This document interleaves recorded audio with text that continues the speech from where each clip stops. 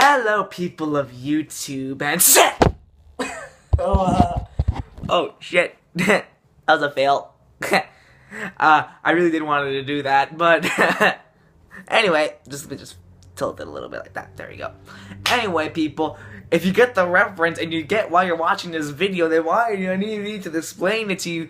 This review, we're about to discuss one of the most classic animes, and basically one of the first animes I have ever seen since my childhood. The anime we're about to discuss today is none other than Inuyasha. So, without really going into much full detail about the story of Inuyasha, the story of Inuyasha basically follows a half-demon. He's half-human, half-demon, who goes by the name of Inuyasha. Well, after a huge after a huge accident that happened to him not long ago, 50 years ago in the past, he was sealed up to this tree where he is forced to lay slumber for all eternity due to an arrow that pierced his heart. So the anime takes place between the present and back in the past, when you meet a girl named Kagome, as one day she was looking through her family's well, when out of nowhere this demon centipede came out of the well and takes Kagome and sends her downward to the well. And basically the well is basically like this time portal back in the day, 50 years ago, in Japan's old day, modern, whatever period that was. I believe it was like the countryside of Japan or some shit like that. I don't know. Anyway. Excuse me. Anyway, so Kagome comes up out of the well, which he notices that Inuyasha fell asleep on the tree that he was left 50 years ago in the past.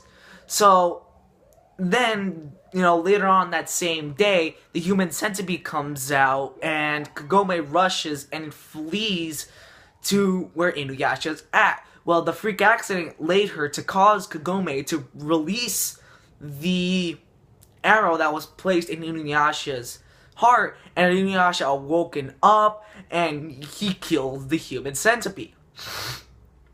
Inuyasha's true main goal was to hunt down what's called the Sacred Jewel Shard in order to become a full-fledged demon.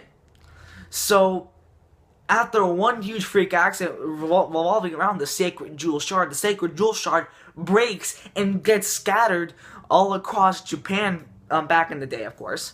And now it's up to Kagome and Inuyasha to scatter around Japan 50 years ago, hunt down pieces of the Sacred Jewel Shard and reattach it, and while also hunting down demons and killing other people who's after the Sacred Jewel Shard. And that's the whole entire story of Inuyasha.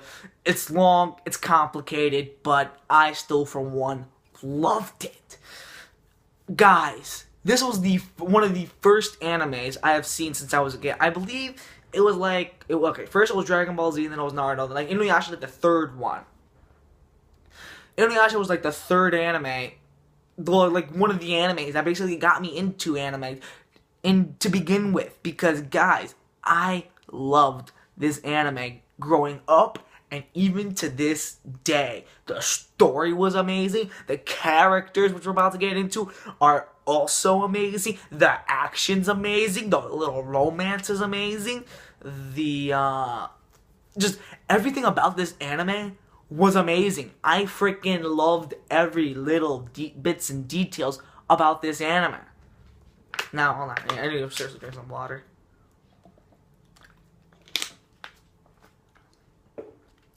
Let's start out with the pros. And trust me, I got nothing but pros to say about this anime.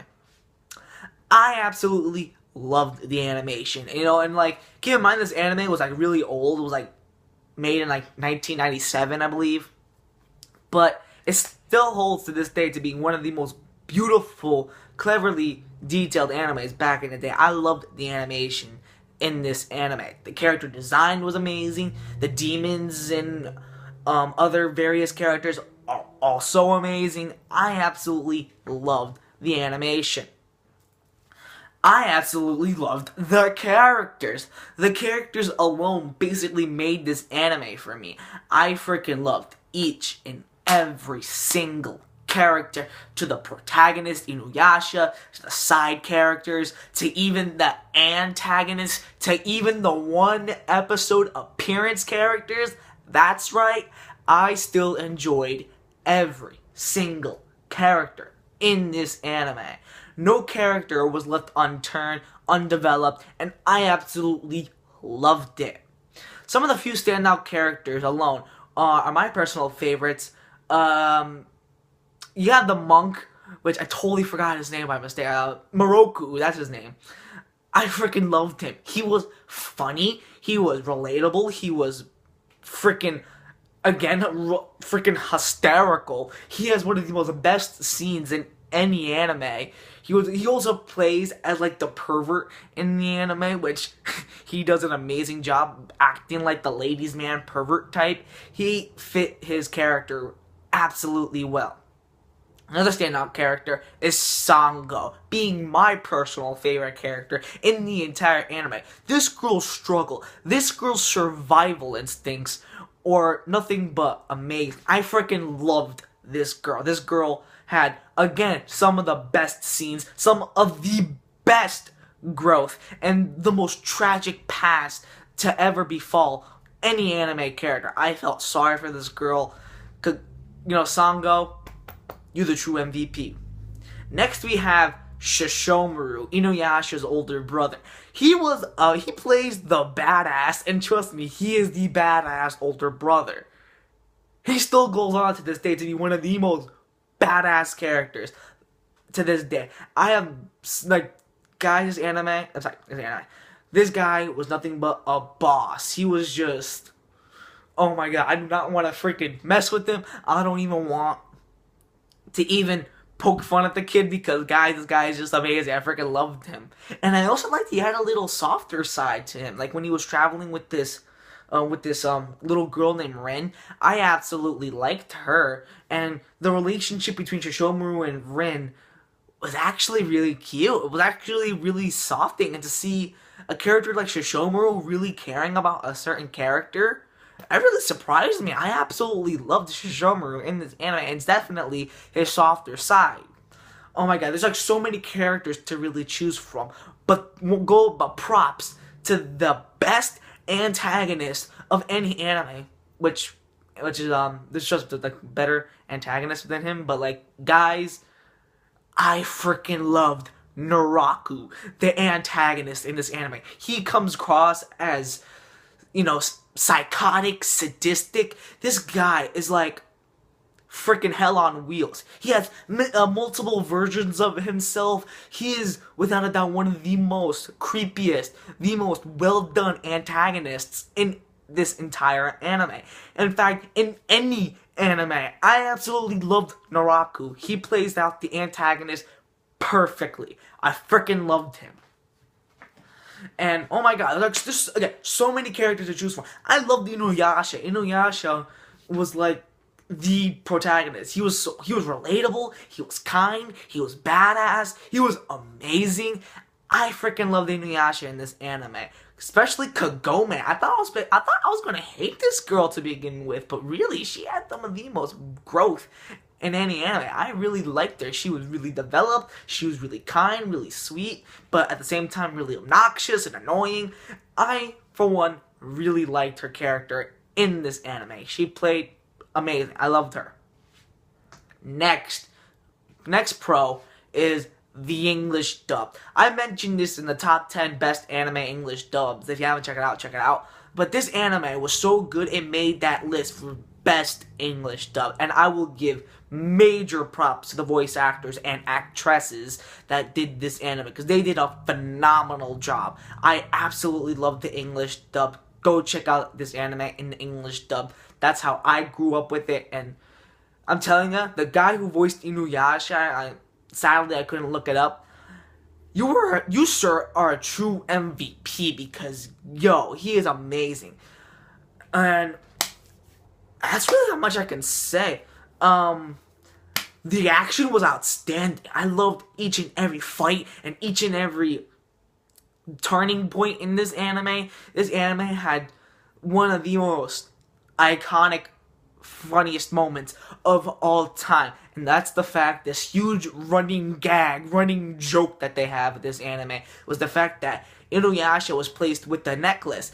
And since Kagome, has the right to power the necklace, every time Kagome says sit, Inuyasha falls on his face and falls flat to the floor. That shit is hysterical. They had some of the most best scenes. That was one of the most funniest scenes in this anime. Like when Inuyasha was on the edge of the cliff and Kagome was taking a bath on a lake. And then you see Inuyasha standing on the cliff, looking at Kagome, and Kagome's like, sit! And he fucking falls off the cliff and hits his face on the floor. That is one of the most funniest scenes in any anime. I freaking love that running joke. Oh my god, there's like so many great things about this anime. I have absolutely no cons to say.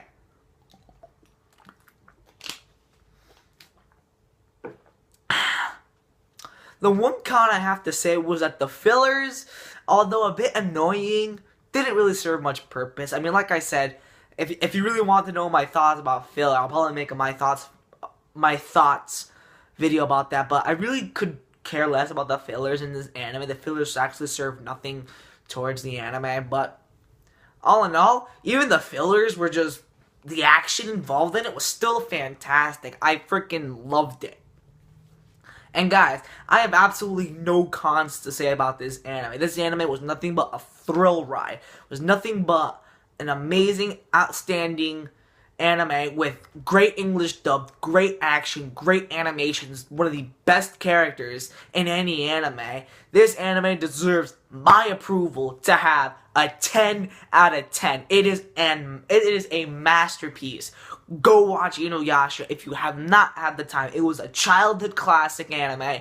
It was the first anime that basically really got me into anime to begin with. It had so much sentimental meaning to me. Every time I hear someone even mentioning Inuyasha, I freaking loved it.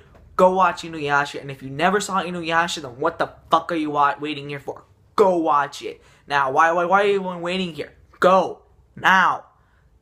And that will conclude day 4 for the 10 for 20. Stay tuned a little bit when I do the 12 days of anime, day 4. Anyway, see ya. Peace. This is the Crimson Assassin signing out. Peace.